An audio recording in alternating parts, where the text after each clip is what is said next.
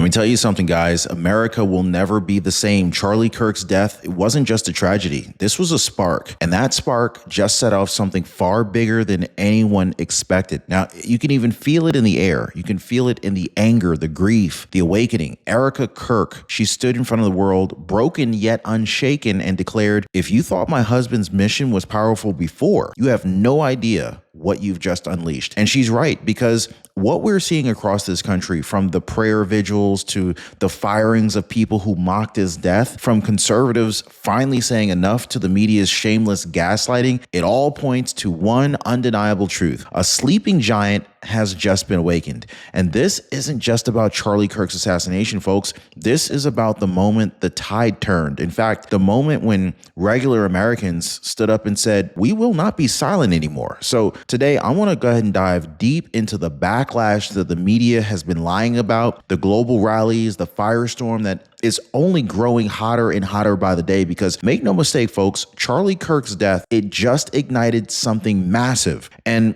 there's no putting it back in the bottle. So here we are, folks. Mark this date, because America will look back on it as a moment of change. President Donald J. Trump is the president of the United States, but under his leadership, even with the strength of the America First movement behind us, this nation it's standing in shock. It really is, even to this day. Because just a few days ago, Charlie Kirk, a 31-year-old conservative leader, a father, a husband, arguably one of the most influential voices in his generation, was assassinated at Utah Valley University. And no matter where you stand politically, not trying to even get into that, you can really feel the weight of this loss here. This is not just some regular news story. This is not just some regular headline. This is a wound that cuts deep into the fabric of America. Now, think about it. This was a man who spent his entire life building something called Turning Point USA. He wasn't speaking or just speaking to stadiums full of young people. He was planting seeds. He was planting seeds of faith, of patriotism, of hope in a generation that has been told America is broken. And so now that voice, that presence, that mission was struck down in an instant. And the question that's really echoing coast to coast today is this: did Charlie Kirk's death unleash something far bigger than anyone expected? Because you can feel it. The grief is real, yes, but okay, there is something else that's kind of beneath the surface that a lot of people are feeling, but they haven't quite put their finger on. And you guys might understand what I'm talking about. By the way, hit the like button and subscribe. Forgot to say all that YouTube-y stuff. Something that feels bigger, something that feels heavier, something that's unstoppable. Nobody embodied that more than his wife, Erica Kirk. Ladies and gentlemen, if you didn't see Erica Kirk's speech, definitely go watch it. In the middle of her worst nightmare, standing before the cameras as a widow, as a mom, as a mother, as a woman whose life has just been ripped apart, she didn't crumble. She didn't run. She didn't lash out in rage. She stood tall, stood in Charlie Kirk's office right next to his swivel chair. She looked right into the eyes of the world as she looked into the camera, and she spoke with a strength that really kind of shook the ground. She said,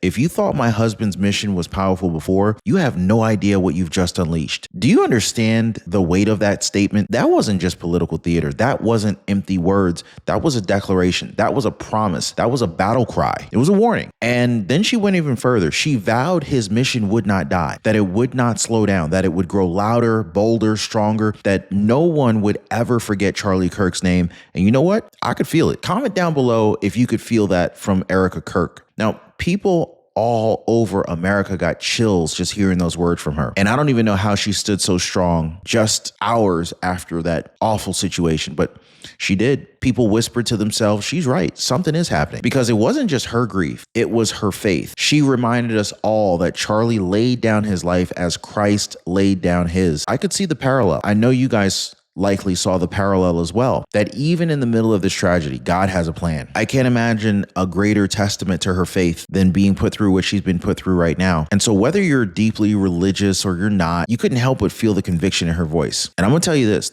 her words, they didn't just echo in that church. They echoed in the living rooms. They echoed in conversations at dinner tables. They echoed in the hearts of conservatives who have been quiet for just way too long, because in that moment, Erica Kirk wasn't just speaking for her husband. She was speaking for millions of Americans who have had enough. And this is why this is bigger than just a family grieving. This is bigger than just one organization. This is bigger than one shooting. This is about a spark that just lit a fire across this country. At churches, senior citizens, senior centers, and coffee shops across the country, one conversation keeps spreading. It sounds something like this. I called Chapter about my Medicare plan, and it changed everything. When neighbors talk, people listen. And right now, more and more people are calling Chapter because they realize Medicare isn't something to gamble with. And this is why I partnered with Chapter. Their impact speaks for itself, guys. Retirees everywhere, they're finding their savings, they're keeping their doctors, and they're discovering benefits that they didn't even know existed. So here's a question for you. Do you want to be the last one in your community to finally make that call? Most people are already calling the phone number on the bottom of your screen right there, or they're visiting askchapter.org/Ron. The telephone number is 909-563-8279. And of course, it is a completely free service for the Ron Yates community. When you give those guys a call, tell them Ron says hello.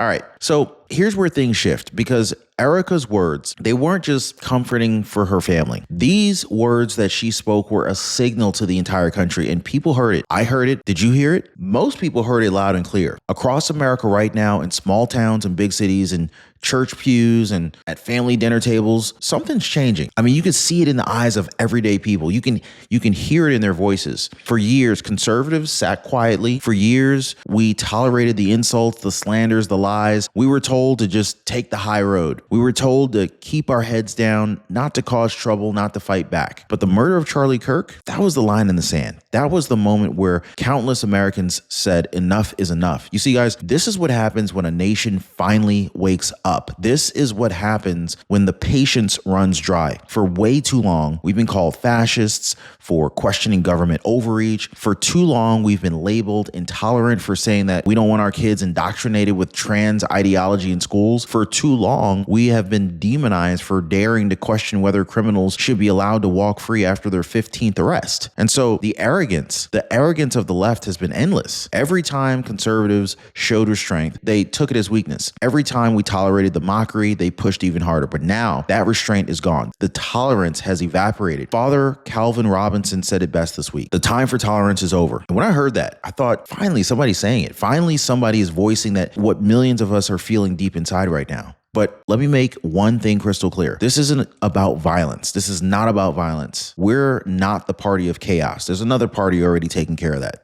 We're not the mob in the streets burning cities. We're not doing none of that. This is about awakening. This is about millions of Americans standing tall saying, we will not sit quietly while you spit in our faces anymore. We will not be shamed into silence. We will not bow. And so if you want proof that this awakening is real, just look at what happened in the last 48 hours. Look at the Office Depot scandal. A man walks into the store ready to pay $50 of his own money to print a simple poster of a Charlie Kirk prayer vigil. Not a protest sign, not a political attack ad, a prayer sign. And the employee refuses. She calls it propaganda. Who the freak is this employee to even try to attempt to label this as propaganda? She sneered at the death of a man and denies someone's right to grieve in peace. Unbelievable. Well, guess what, guys? That video went viral. Millions saw it and people spoke. Office Depot had no choice. She's gone. Fired. Then, of course, there's the developer from Sucker Punch. This is a video game studio. She thought it would be funny to celebrate Charlie Kirk's death online. She laughed about an assassination. What the heck? Yeah. And then thought that there would be no consequences to that. But within hours, the internet lit up. Gamers, fans, parents, conservatives, even moderates, all demanding action. And action came. She got fired too. She's gone. It doesn't stop there. How about the TikTok video of a woman in the Eagles jersey? Did you guys see that one? She sat there in her living room, sipping Merlot, recording herself singing some twisted hymn of celebration over Charlie's death. And the internet erupted. Her husband, a hardworking electrician in San Diego, a man probably out on jobs like every single day, trying to provide for his family, suddenly found his business flooded with 1-star reviews. That woman just tanked her husband's business and their household income because of her. Because while he was out there sweating, breaking his back every day to put food on the table, she was out there mocking a murdered man. So that's what I mean when I say the tide is turning. And for the first time in years, mocking conservatives doesn't come with applause. It comes with consequences. And this is only the beginning, because once ordinary Americans realize that they hold the power to push back, once they realize the sleeping giant is now awake, oh, there's no going back here. But friends, guys, the backlash isn't the only thing that's exploding right now, because while the people rise, the media is panicking, and their panic has a name. It's called gaslighting. So within hours of Charlie Kirk's death, headlines started popping up left and right, not about the assassin's ideology, not about his hatred toward Charlie Kirk. No, the headlines claimed Charlie was killed by a fellow conservative. You heard that right, guys. They actually tried to spin the shooter into being one of us. Algorithms on X picked it up, blasting the fake story out to millions. Charlie Kirk fatally shot by conservative at Utah University. Total fabrication. And it didn't stop there. Kyle Kulisini, the secular talk hack, he released videos framing Democrats as the victims, as if the assassination of one of the most prominent conservative leaders in America was somehow their tragedy. Folks, you cannot make this stuff up. This was a coordinated narrative blitz designed to confuse the public and cover their tracks. But here's the kicker. Even CNN's own talking heads had to admit it was absurd. One of them said it straight. They're grasping at vapor. This is how desperate the spin machine has become, guys. And when you peel back the layers of lies, the truth is crystal clear, because the shooter, he wasn't some MAGA patriot. He wasn't a conservative activist. He wasn't even a centrist. He was a leftist. Family members told investigators this guy had become obsessed with politics. At a dinner before September 10th, he had ranted about Charlie Kirk coming to Utah University. His own high school friends confirmed that he was left on every issue. And let's not forget the most chilling detail of all, these bullet engravings, messages carved into the ammo itself. This was proof of an ideology, proof of intent. Yet the media, they wanted you to believe that this was just some confused conservative lashing out, a complete inversion of reality, a deliberate distortion designed to protect their narrative. But the truth is out. The mask has slipped, and America sees who's actually behind the trigger. And so while the media was busy spinning lies, something else started happening, something the elites didn't expect. Across the Atlantic, in London, tens of thousands of people poured into the streets to memorialize Charlie Kirk. Now, some estimates put it at over 100,000 people. Ordinary men and women holding candles, chanting, praying, honoring a man who spoke truth to power. That's amazing. I love that. And how did NBC cover it? By calling it a mass far-right rally. Yeah. Typical, right? This is how they twisted their framing has become. A grieving crowd wasn't a vigil. It wasn't a tribute. No, in their eyes, it was a dangerous act of extremism. Folks, this is how you know that the establishment is terrified. They're losing control of the narrative. And it's not just London. All across the world, Kirk's name is being spoken louder than ever before. His social media following has exploded by millions overnight. In death, Charlie has become even bigger than he was in life. His moment is spreading globally. And this is exactly what his enemies feared the most. But let's not pretend that this battle is happening only on foreign soil. No, it's happening right here at home. In fact, in the most personal way possible. Think about the young conservative that's wearing a MAGA hat in a coffee shop, spit on, shoved, cursed at. Think about the Trump supporter on a hike, shoved toward a cliff just for daring to wear a red hat. Think about the father who puts up a Trump sign in his yard only to watch it ripped down and stomped on. This isn't politics. This is harassment. This is intimidation. This is the everyday cost of daring to stand for America first. And so all the while, what do we see? Inflation driving the price of Big Macs to $10, homeless encampments swallowing cities whole, fentanyl ripping families apart, crime exploding in neighborhoods once considered safe. And if you dare to say, we want to make America great again, oh, they'll spit on you. They'll call you a bigot. They'll label you the problem. But here's the truth, guys. These everyday attacks, these humiliations and smears, they're backfiring. They're feeding the fire. They're fueling the movement. And Charlie Kirk's death has turned that smoldering anger into a roaring blaze. And so this kind of brings us to the real turning point here. And yes, that pun was intentional.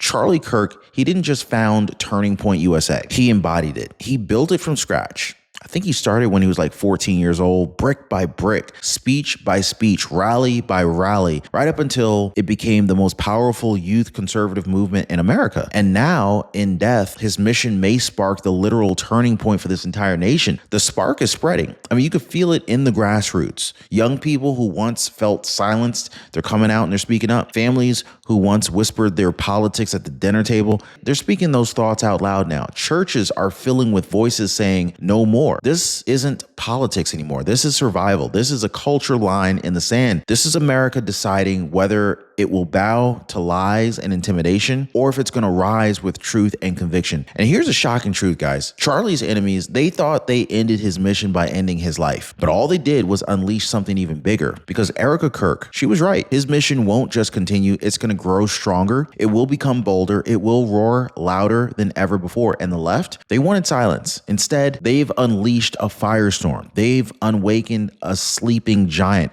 They have provoked the very movement that they fear the most. This is why tonight, under President Donald J. Trump, we can say this with certainty. Charlie Kirk's assassination didn't end a movement. It actually supercharged one. And so this is only the beginning. The fire cannot be stopped. And the question I'm going to go ahead and leave you guys with is this. Are you ready for what comes next? Now, if you are, good. Don't be silent. Like this video, share it. Make sure you're subscribed, because this story, this awakening is far from over.